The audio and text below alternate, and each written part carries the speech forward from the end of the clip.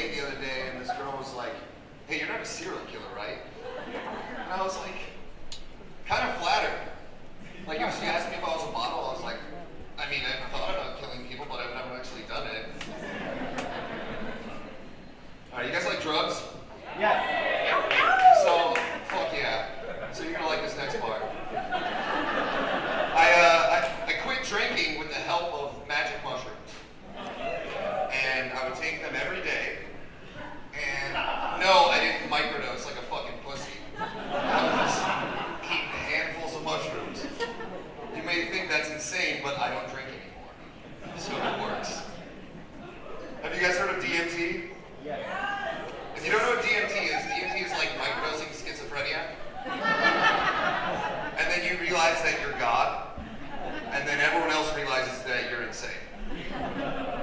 So I did so much DMT that it stopped working, and there's no biological reason for your body to build a tolerance. So I did some research, ended up in the Wookiee forums, and they were like, "Brother, you got locked out by the entities." Which means even in another dimension, they're like, "Dude, you're doing way too much. You are an interdimensional addict." But that's why I love mushrooms, because I used to be an alcoholic, then I was a drug addict, and now I'm just spiritual. I like taking LSD before I do comedy so I can MK Ultra myself into being better. I don't think it's working. You guys ever done so much ketamine that you started researching if the pyramids were actually batteries? They were. Everything's a lie. I think there's a drug, I think all drugs have their place. I think there's a good reason to do any drug. I don't believe in good drugs and bad drugs.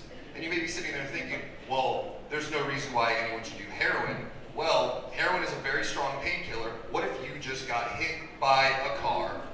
Someone runs up to you with a syringe while you're screaming in agony? I'll take that shot. And you may be thinking, crystal meth, there's absolutely no reason to do crystal meth. Well, what if you need to take apart a car?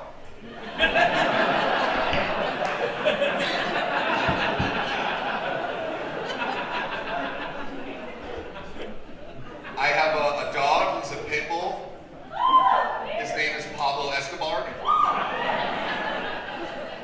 He is a registered service animal, and his service is finding loopholes in federal regulations and exploiting them. And he's really good at it. When he was a puppy, I took him to the airport on a flight, and he was like growling at kids and stuff. So the pilot comes over to me personally and is like, "Is this your emotional support animal?" And I'm like, "This is my service animal." Because I don't know if you guys know the rules, but emotional support animal is here, and then like service animal is like tied with baby in terms of where you can bring them. The only difference is you get in a lot of trouble if you murder one. Speaking of which, abortion is just microdosing murder. Anyway, so he's like, what's his service? And I was like, "Oh, he wakes me up from PTSD-inducing nightmares that cause me to have seizures." That was the thing I went with. And so he starts questioning me about my military history, and I'm like, "I wasn't in the military." And he was like, "But you said PTSD," and I was like, "It was from a non-sexual incident from my childhood."